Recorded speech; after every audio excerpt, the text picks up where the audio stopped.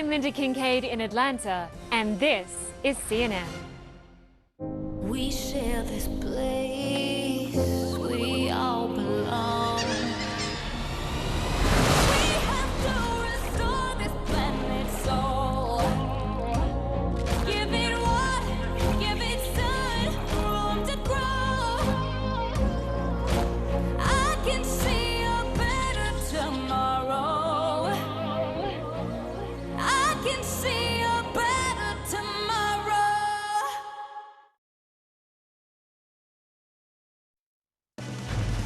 A 5-4 ruling that women and girls have no constitutional right to an abortion. The lead starts right now. Perhaps the most consequential Supreme Court decision in decades. Roe v. Wade, the landmark case that federally protected the right to an abortion, overturned. Quote, Roe was egregiously wrong from the start, wrote Justice Alito in the majority decision, which will have a seismic impact on girls' and women's reproductive autonomy. CNN is live as crowds swell outside the Supreme Court. Plus, the widespread impact where trigger laws now or soon will make abortion entirely illegal for any girl or woman, regardless of circumstances. Also on this monumental day, the first major gun safety legislation in decades on its way to the White House for President Biden's signature. How Democrats and Republicans came together to compromise.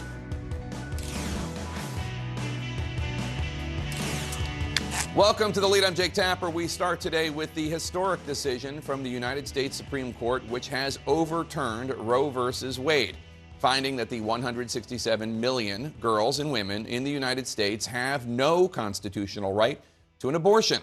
Massive crowds gathered outside the High Court in Washington, D.C. this afternoon, some celebrating, some protesting the 5-4 decision. Conservative Justices Samuel Alito, Clarence Thomas, Neil Gorsuch, Brett Kavanaugh, and Amy Coney Barrett, leaving abortion rights as a question for each state to settle. The impact to girls and women across the United States will be, in many cases, immediate.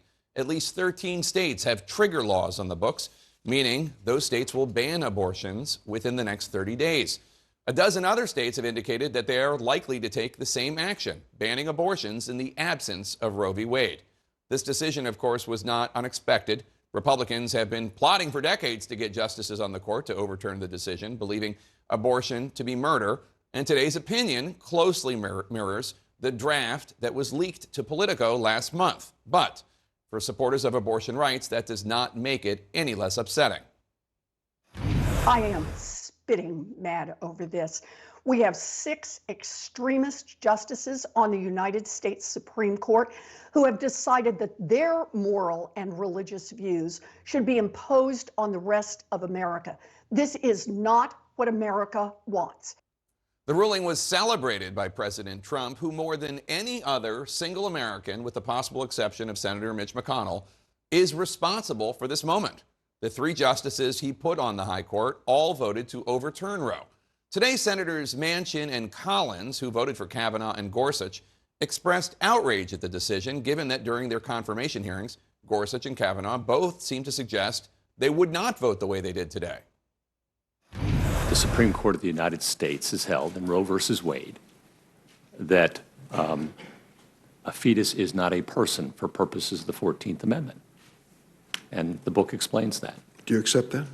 That's the law of the land. I accept the law of the land, Senator, yes. What would you say your position today is on a woman's right to choose? Well, as a judge, As a judge. it is an important precedent of the Supreme Court. By it, I mean Roe v. Wade and Planned Parenthood versus Casey. Been reaffirmed many times. The Supreme Court's 3 liberals wrote a strongly worded rebuttal to today's decision, ending with this, quote, with sorrow for this court, but more for the many millions of American women who have today lost a fundamental constitutional protection, we dissent. CNN's Jessica Schneider starts off our coverage from the Supreme Court with a closer look at how this ruling will now be implemented across the United States. Roe v. Wade no longer the law of the land, with the Supreme Court overturning nearly 50 years of precedent, the court eliminating the constitutional right to an abortion and leaving all decisions concerning abortion rights to individual states. The final 5-4 majority opinion strikingly similar to the draft from Justice Samuel Alito that was leaked last month. Roe was egregiously wrong from the start, Alito writes. Its reasoning was exceptionally weak, and the decision has had damaging consequences.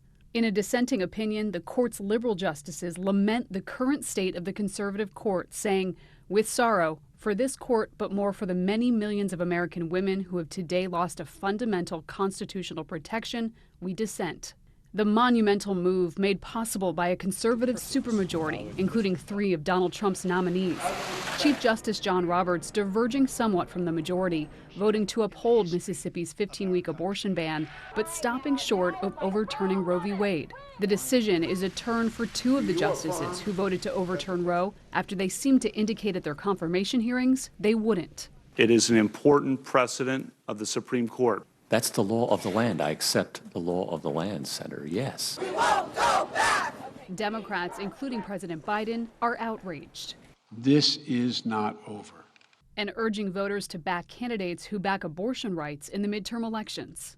How about those justices coming before the senators and saying that they respected the precedent of the court? This cruel ruling is outrageous and heart-wrenching, but make no mistake, it's all on the ballot in November. This is what democracy looks like! Protests are popping up around the country as individual states are set to move rapidly. 26 states are likely to ban abortion completely, including 13 states that have trigger laws on the books, which set abortion bans into motion as soon as Roe is overturned. Arkansas's governor tweeting, "We are able now to protect life." And South Dakota's governor responding, "As of today, all abortions are illegal in South Dakota." The Supreme Court's decision also could put other precedents at risk, like the right to same-sex marriage and access to contraception. Justice Clarence Thomas explicitly calling for the court to reconsider those other rulings, writing, "We have a duty to correct the error established in those precedents." While Alito promised nothing in this opinion should be understood to cast doubt on precedents that do not concern abortion. But the liberal justices warning no one should be confident that this majority is done with its work. And while about 24 states are poised to ban abortion, there are 16 states plus the District of Columbia that have laws specifically protecting abortion rights. And Jake, some of those states are preparing right now for an influx of patients who might be crossing state lines in the future to get those abortion services. Jake. All right, Jessica Schneider outside the Supreme Court for us. Thanks so much. Today, President Biden called on Congress to pass a federal law to codify Roe v. Wade, protecting a woman's right to abortion. It's a move that right now simply does not have the votes in the U.S. Senate. The president also lashed out at the Supreme Court, calling the majority extreme and far removed from the rest of the country. CNN's Phil Mattingly is live for us at the White House. Phil, besides asking Congress to pass this new law, is there any other action the White House might be considering?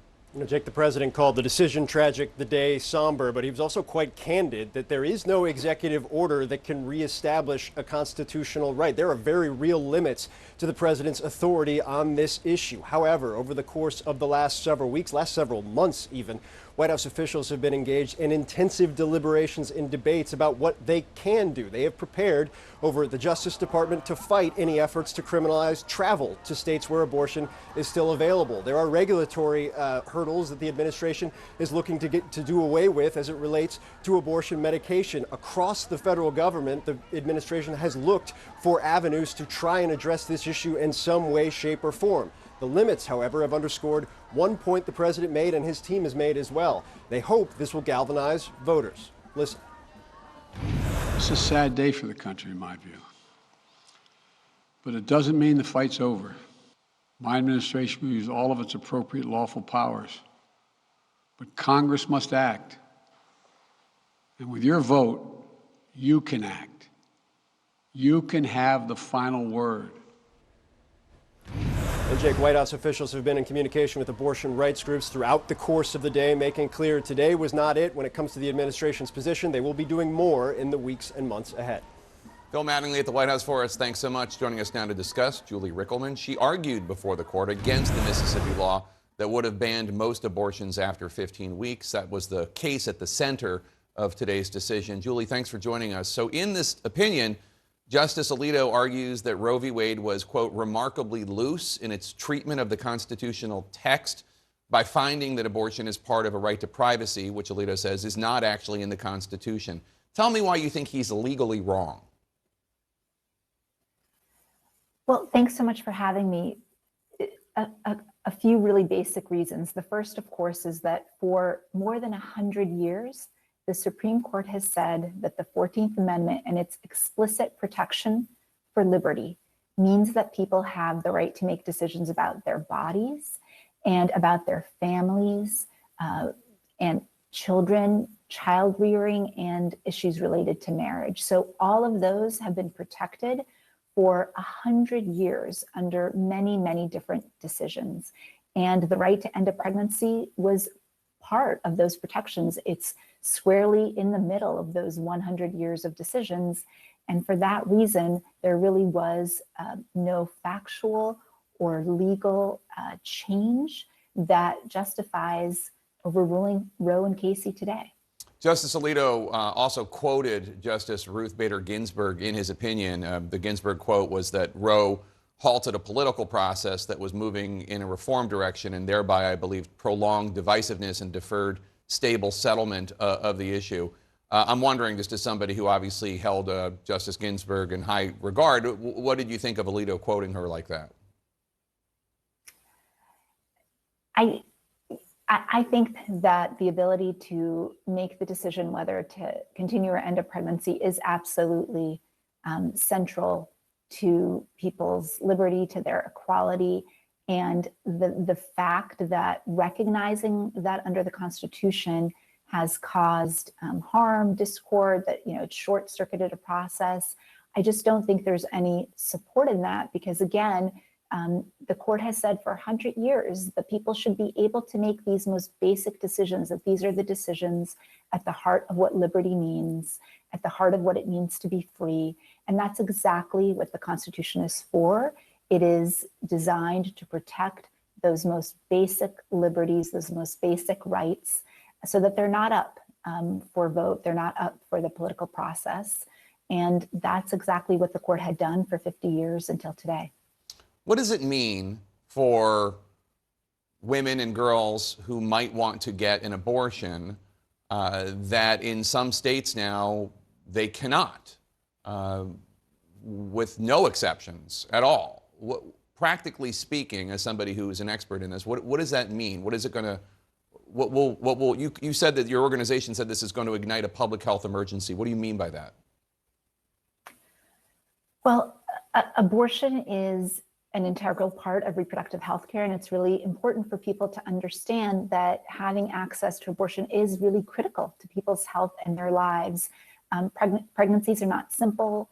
Complications can arise during pregnancy. People can have pre-existing health conditions that can make pregnancy more difficult. And as a result, we know that around the world, when abortion becomes illegal, when it's criminalized, women's health, their lives, they suffer. There will be more pregnancy complications. We will see more deaths from maternal mortality. That is just the reality. That's what the facts show. And that's what we have seen around the world when abortion is made illegal. Former Vice President Pence celebrated today's ruling. He said, quote, having been given this second chance for life, capital L life, we must not rest and must not relent until the sanctity of life is restored to the center of American law in every state in the land. Do you think that if Republicans take the House and Senate in the fall, that there will be an attempt to institute a nationwide abortion ban, or do you think this is pretty much going to be fought at the state level? Well, I think what we know is that some of those who have been working for many years to oppose the constitutional right to abortion have already said that their ultimate goal is to impose a nationwide federal ban on abortion. So we know that that is their intention, that is their goal, and I absolutely expect that they will continue pursuing that goal. And so it's something that everyone needs to be deeply, deeply concerned about. Right now, the fight is in the states. It's becoming a state-by-state issue, but it is clear that the goal of some is to make abortion illegal and criminal across the entire country. Julie Rickleman, thank you so much for your time today. Appreciate it. Thanks so much for having me. The security concerns at the Supreme Court now as even more protesters on both sides of this divisive issue show up. Plus, as the justices now kick abortion rights to the states, where does this leave protections for women and girls in states with murky laws on the books? We're going to get into that next. Stay with us. This is the screen where it happens. The moments that can change the world. These are the faces we see, the voices we empower. This is the work that continues, who we are today and what we can become. This is journalism that reflects the world we live in.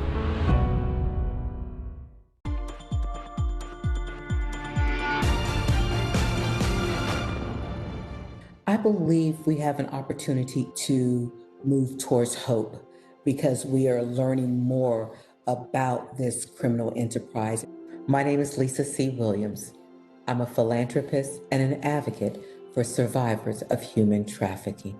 When I look back over 22 years of when I first started working in this space, I was simply trying to find safe shelter for girls who were 10 and 11 years old who were being bought and sold on our streets. One of the things that I remember very vividly, it was a turning point in our fight for Rachel's Law, is the CNN special, Children for Sale. It took something like that documentary that was hosted by Jada Pinkett Smith to wake up people and for them to want to look at it and understand what we were saying to them. And that just gave us momentum. And we took that film and we took it all over Georgia and we galvanized people around a movement that we call the I Am Rachel movement to tell them about the safe harbor law that we were trying to get passed. And 83% of Georgians said, we agree that children are children and not the criminals.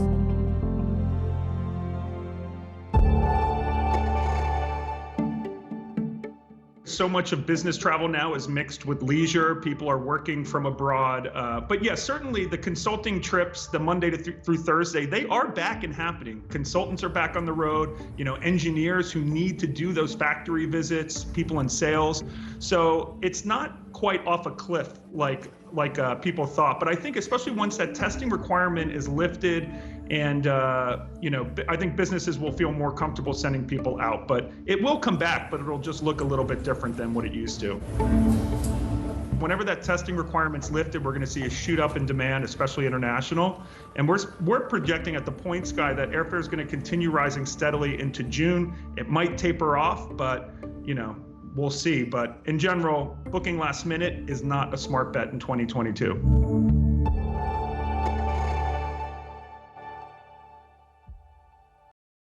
Mainland China tolerates no signs of dissent whatsoever.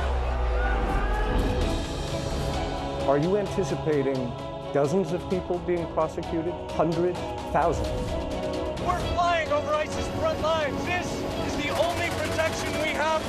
Nerves are still very much on edge. Firefighters have been battling this blaze for weeks. This is unfolding in front of our eyes. Ivan Watson, CNN. All new Inside Africa. Go inside the inventive minds, evolving places, and creative trends of the Africa you need to know now. Ugandan tech pioneers create new ways of learning. We envision a world where all children have equitable access to high-quality education. Inside Africa on CNN, in association with Zenith Bank. Washington, D.C. police are ready to ensure demonstrations across the city remain free of violence, they say, following the Supreme Court decision to overturn Roe v. Wade. You can see video of officers here marching in front of the U.S. Capitol in body gear carrying small shields. D.C. Mayor Muriel Bowser says the city is providing appropriate resources to try to keep the city safe. CNN's Whitney Wild is live at the Supreme Court for us. Whitney, security was a concern even before today's decision. What's the situation like there now? Well, right now it is extremely calm. This is a large group. It is a very large crowd. But so far, at last check, there have been no arrests. We have not seen police have to swoop in and really react to anything since this opinion came down. It was actually after the opinion came down that the crowd actually got a lot calmer. There had been some confrontations prior. The opinion came down, and then things really calmed down here. At present, this is almost entirely a crowd of people who are out here protesting the Supreme Court decision. Let me give you a live look at just how big this crowd has grown, Jake, over the last several hours. There are hundreds and hundreds of people here. They have been streaming in for several hours. Law enforcement here, you can see they're along the perimeter, but again, we've no reason to believe that there's been any incidents. We haven't seen any. We haven't heard of any. Again, Capitol Police saying no arrests so far. Because this is, a group entirely, basically representing one side, there's a very minimal risk at this point of a clash between opposing groups. That's always a really big concern for law enforcement when you have these large-scale protests. The other big concern for law enforcement, Jake, is that someone will see this crowd and see an opportunity to commit an act of mass casualty violence. The big concern is that a domestic violent extremist will use this as an opportunity, use it as a justification to carry out an act of violence. Law enforcement is so concerned about that, Jake, that the Department of Homeland Security issued a memo shortly after this ruling came out that said that is a concern, and it also said that federal officials, government officials, as well as abortion providers, pregnancy clinics, these are the types of individuals who may be at most risk following this abortion ruling. So that's a big concern for law enforcement. So they are ramping up. They're ramping up here in Washington, D.C. There are law enforcement from neighboring agencies pouring into Washington to make this safe. This crowd expected to grow, as well as another protest later tonight, Jake. All right. Whitney Wild, thank you so much. I want to bring in the Democratic governor of Michigan, Gretchen Whitmer. Governor Whitmer, I know that you are a strong supporter of abortion rights. What was your reaction when you heard the decision this morning?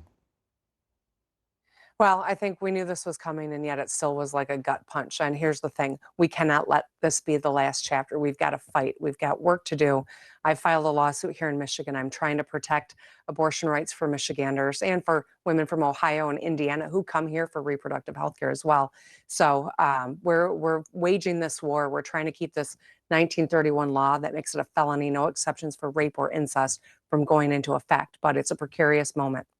Are you going to be able to block it from going into effect? I mean, it is the law of Michigan. So I filed this lawsuit a couple of months ago. People thought that it was too early, or maybe it wasn't going to be necessary, and obviously it both was timely and absolutely necessary. We are hoping that the court will take action soon. The theory of the lawsuit is that under the Michigan Constitution, women have a due process and equal protection right to privacy and bodily autonomy, and I'm hoping that our judges move swiftly and recognize that right here. But if they don't, what happens? Well, we've got another lawsuit that got an injunction against the 1931 law, so it has not gone into effect, but that is being appealed. So as I said, it's precarious, but right now women in Michigan can still access all the same reproductive care that they've been able to access for the last 49 years. But it is a precarious moment, and that's why I'm pushing on our Supreme Court to act swiftly. This is an urgent need. I'm assuming that you don't have the votes in the Michigan legislature to just overturn the law. Oh, that's a safe assumption, Jake. Plus, not only that, the leadership in our Michigan legislature, the Republican leaders, have said they are happy that this 1931 law could go back into effect. Every Republican running for governor in the state of Michigan has embraced the 1931 law, making it a felony, no exceptions for rape or for incest. That's how stark this moment is. That's why this is a critical time for people to get engaged, to get motivated, to register to vote. And we got to turn it out this fall, because this is very much at stake in this upcoming election as well. You noted that women and girls from neighboring Indiana and Ohio will come to Michigan for reproductive health care, for abortions if they want them. Right now, abortion is legal in Indiana and Ohio, but both states have legislatures poised to ban abortion. Are you concerned not only about those women and girls and what happens, but their ability to travel to Michigan, given the fact that some states are trying to criminalize travel to other states to get an abortion. Absolutely. And, the Michigan legislature has already introduced bills to throw nurses in jail for 10 years. I mean, this is happening in all of these states. During the pandemic, we know that they closed access for women, and that's when we saw an influx from Ohio and Indiana. Being able to travel is something that people with resources have and time. That means we're going to cut a whole swath of people out of the ability just to get basic reproductive health care that we've all come to rely on. And the thought that I, as a 50-year-old woman who's always had these rights for most of my life, is now watching my daughters get their rights scaled back, be considered not full American citizens with the right to bodily autonomy and make their own healthcare decisions is devastating. And that's why this fight is not just about the individual, it's about all of us. Do you think that this happening in Michigan will get Democrats to the polls in November, or do you think that the electoral result, the effect might be negligible? Well, you know what, Jake, I was raised by a pro-choice Republican father. I am a pro-choice Democrat. There are people who support women's right to make their own decisions. 70% of Michiganders do. So that transcends party line. I think that it will be a big motivator for people, but I can't assume it. We're going to have to be organized. We're going to have to draw Republicans and independents who are pro-choice into this effort because when 70% of us believe this is the right, but 6 people in D.C. and a gerrymandered legislature continues to make it harder and harder, we all have to be called into action right now. While I have you, I want to quickly get your response to the January 6th committee hearings. We saw the committee mentioning Michigan as one of the states where Trump was trying to enact the scheme of creating a slate of fake electors. I want you to listen to tape testimony from the Michigan Senate Majority Leader, Republican Mike Shirkey. Did you make the point to the president that you were not going to do anything that violated Michigan law? I believe we did. Whether or not it was those exact words or not, but I think that the words that I would have more likely used is we were going to follow the law. What was your response when you heard his testimony? I wasn't surprised. He and I have had that conversation. I know that he did that. They did the right thing. That's good. You know what? We should, at the very minimum, expect people to follow the law. So it's refreshing when some of them do. I'm glad that he did. They also went to D.C. and entertained the thought of it with the president, and that's something that I think is concerning. But at the end of the day, they did the right thing, and thank goodness for it. Governor Gretchen Whitmer, thank you so much. Appreciate your time. Thank you. Next, outside of Washington, how today's Supreme Court decision might become a bigger motivating factor for voters at the polls. That part of the debate is ahead. Stay with us.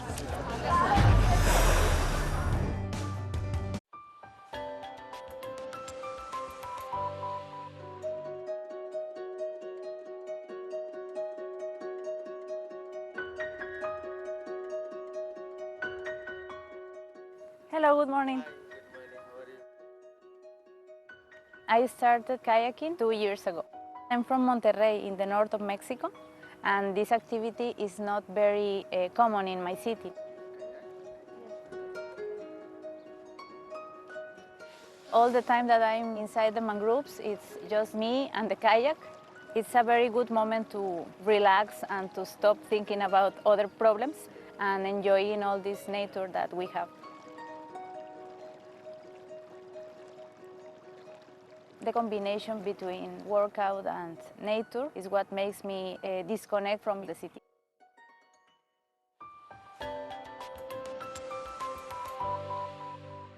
On Mission Ahead, a new spin on launching spacecraft into orbit. As a species, I think we just always look up and we say, well, that's the next frontier. Then, could this new zero-emission boat be the Tesla of the sea? Plus, preparing for the future, are cities that float the answer? On water, buildings don't have to be static. Meet the entrepreneurs and inventors who are taking mobility to the next level. Mission Ahead, Saturday on CNN, in association with Fujifilm. Business never sleeps. As the sun sets in Seoul and Shanghai, deals are signed in Dubai, and Europe is already in play. New York prepares to make its first move. I'm Julia Chatterley, journalist, global market analyst, and host of CNN's First Move. Join me in the financial capital of the world for market-moving perspective on the news influencing global politics, culture, and finance. I'll speak to newsmakers, risk takers, and the ultimate game changers. Bold moves, big deals, winning trades. It's all right here. Make CNN your first move. First Move with Julia Chatterley. Weekdays on CNN.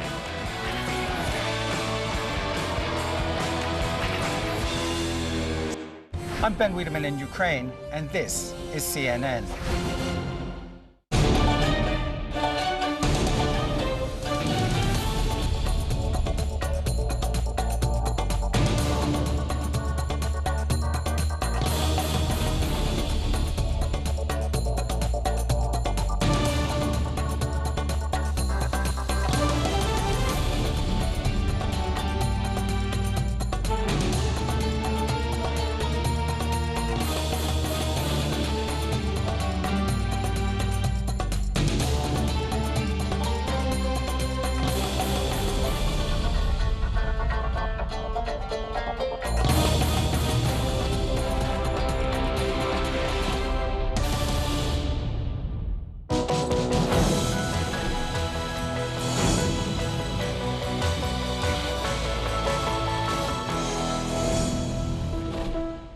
Connect the world with Becky Anderson. It all starts here. Changing, fighting, creating, connecting. That's why we're here. We live here, we work here, we're from here, and we'll go wherever the story takes us. I'm Becky Anderson in Tehran. We are in Jerusalem. Real news that shapes our world. Exploring not just what's going on, but why. I just want to press you on one further point. Getting perspective on this region from this region. Places that many of us know, but few of us get to see. Observing countries on the move, still rooted in tradition. It all starts here, and that's why we're here, bringing you the world from our Middle Eastern hub. Connect the world with Becky Anderson, Monday through Friday on CNN. This is CNN. More people get their news from CNN than any other news source. The recent Supreme Court ruling will affect states in many different ways. Take a look at this map. So we see 13 states.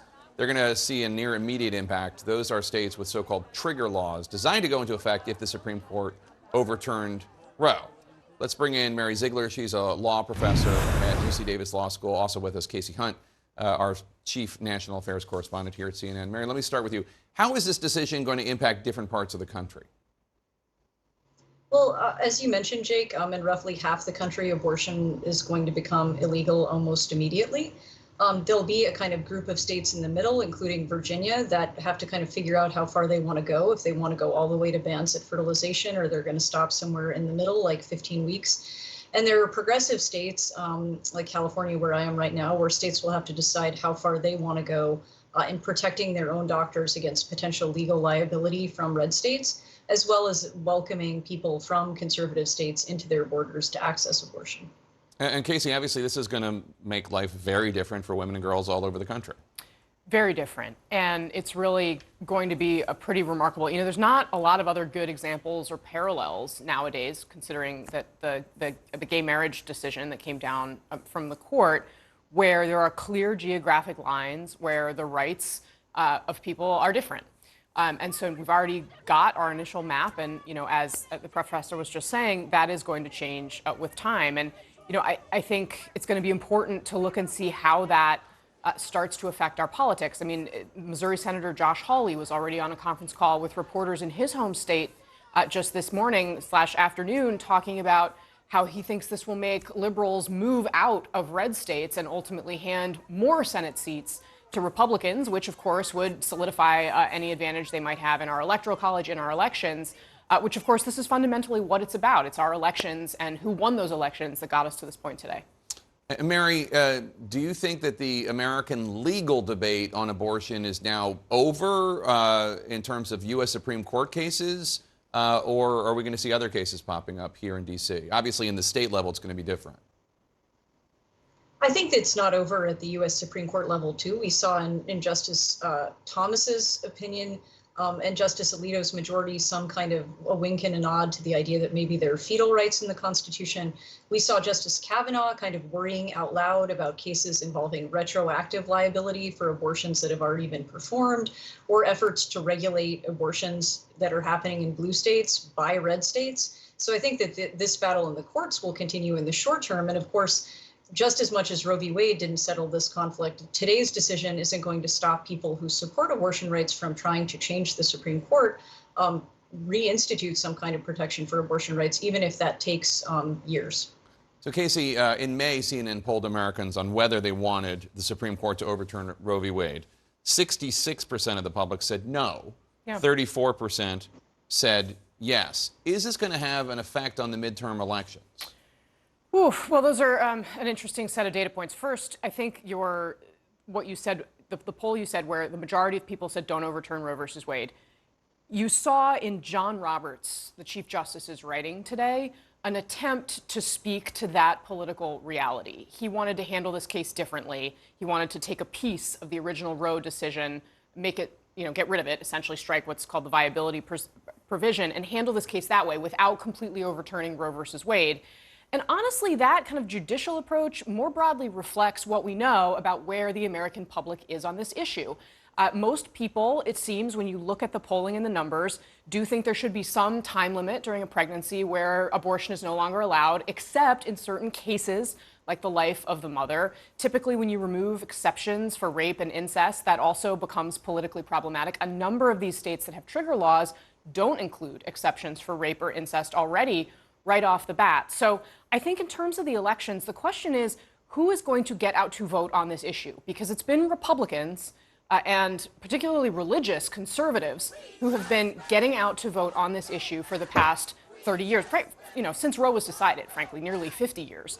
It has not motivated Democrats as much because it has seemed like a settled precedent. We also see young voters who are probably most likely to be directly impacted by this decision, not typically as engaged. I think some recent polling that I saw a few days ago showed only about 30% perhaps intend to vote. That's much lower than older voters. So if Democrats can successfully galvanize those voters around this, I could see it making a difference. I also could see it making a difference in some key swing states in a presidential contest, but that's different from a midterm. Mary, one of the things that is interesting about this, Casey just alluded to, which was it seems like the Chief Justice wanted to allow Mississippi's 15-week ban, but not go so far as to overturn Roe.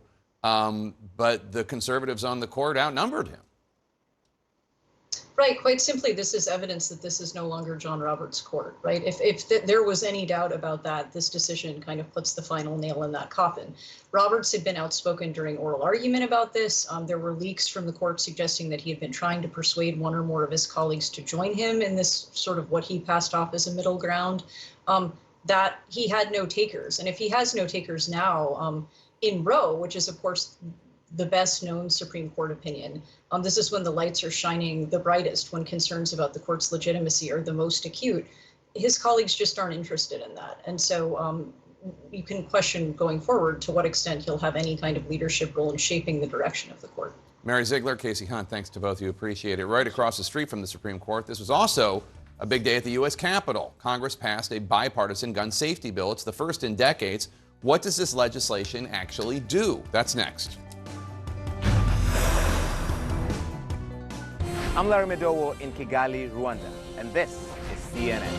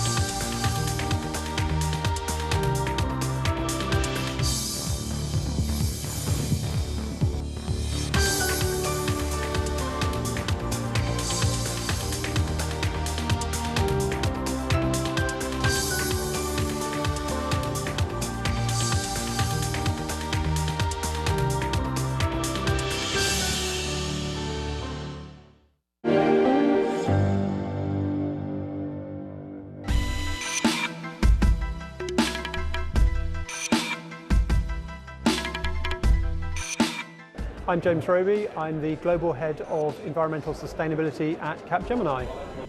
People often ask, why should businesses care about sustainability? Well, first of all, quite frankly, an unsustainable pathway is not going to be good for any business. Businesses are reliant on having consumers that will buy from them. They're reliant on having employees who want to work for them. Increasingly, all the stakeholders of the business are asking difficult questions. So businesses which aren't taking sustainability seriously essentially are going to be out of business. But in reality, it's never too late to start. A great way to start is by trying to understand your own impacts as an organisation, perhaps calculate your carbon footprint. Ultimately, we need everybody on this journey, so why not start today?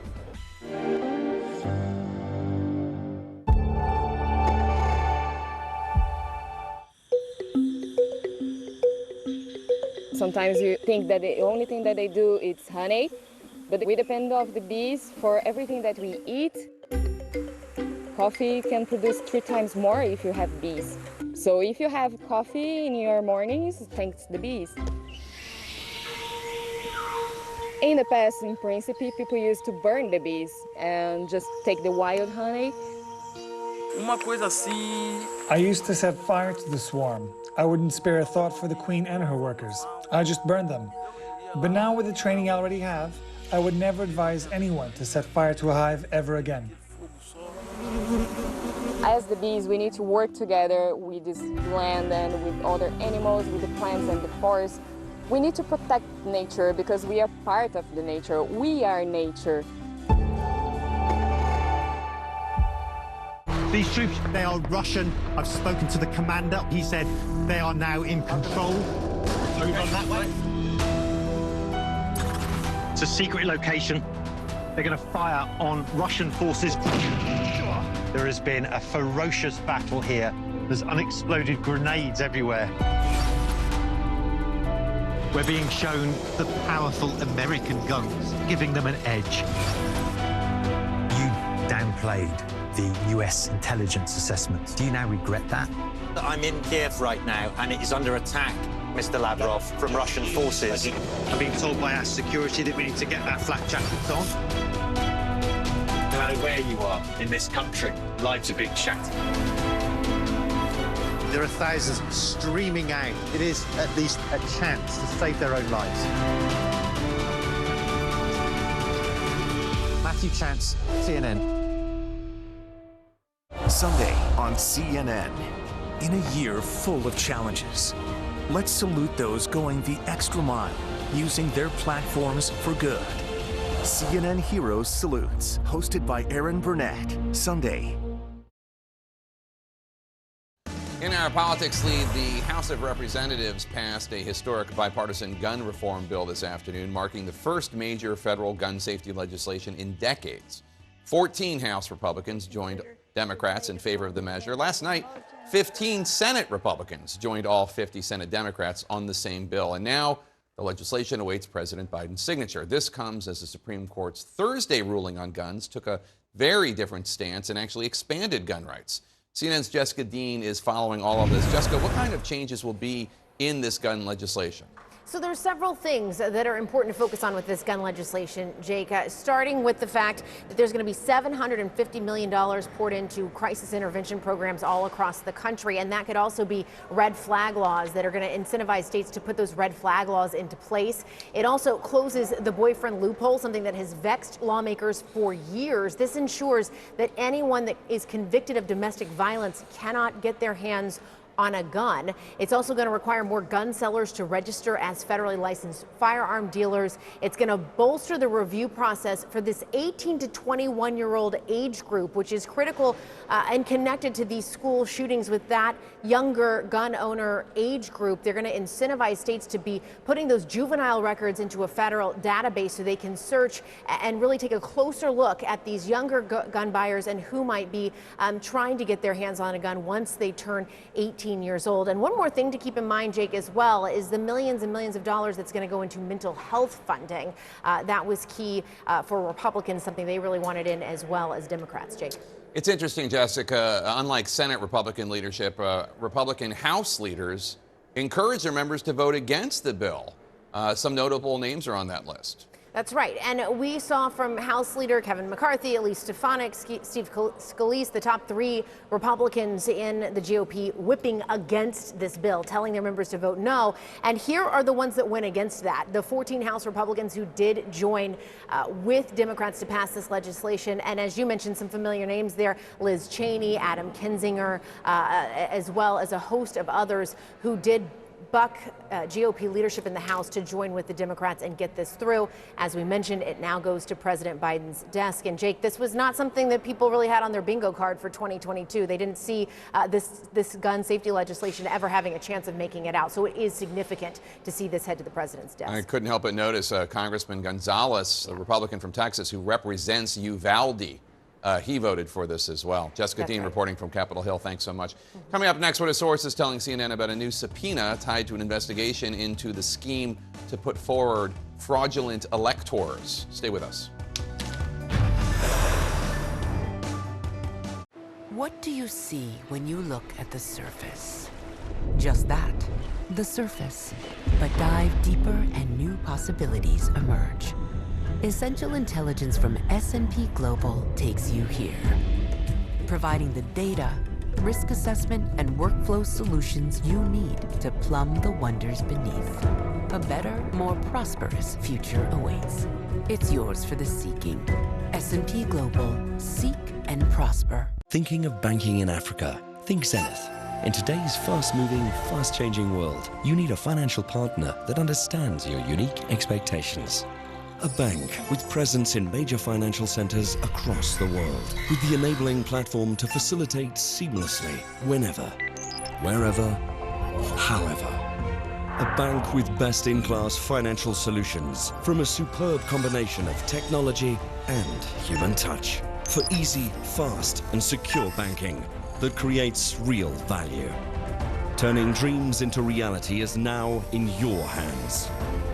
People, technology, service. Zenith Bank, in your best interest. Brekete times 10. Get a Glow SIM today and enjoy 1,000 Naira sign-on bonus for voice and data. All new and existing Glow subscribers also get 10 times the value of their every recharge, plus up to double their data recharge as bonus. All Glow subscribers also get up to free 20,000 Naira bonus for voice and data.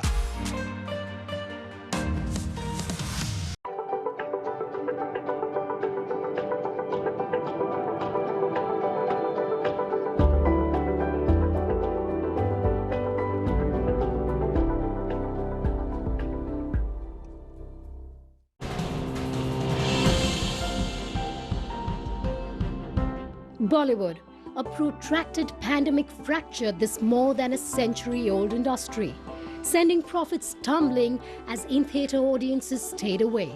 Analysts say India is still watching Bollywood at a record rate. They're simply doing so online. I think we've reached significant scale during the pandemic. What we've seen is that the top 30 to 40 million, the premium audiences, they've taken extensively to OTT streaming. Analysts say India's rapidly growing mobile internet population is behind much of this growth. Here in India, local homegrown players continue to thrive in the market. Krishna Bhagwan. Streaming giant ZEE5 claims to have the most offerings in South Asia. Going digital was on the back of wanting to really connect directly with the consumer.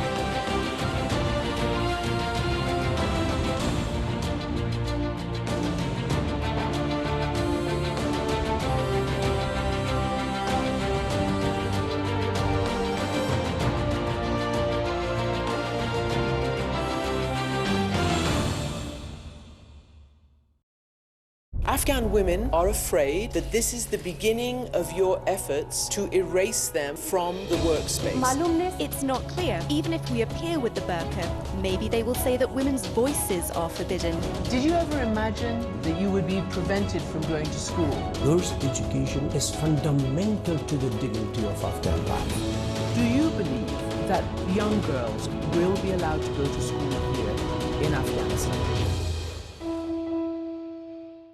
I'm Sam Kiley in Ukraine, and this is CNN. In our politics lead, former President Trump was told in numerous ways and no uncertain terms that the Justice Department cannot and would not snap its fingers and change the outcome of the presidential election. This is how Trump responded to that news, according to former Justice Department official Richard Donoghue in his testimony before the January 6th committee yesterday.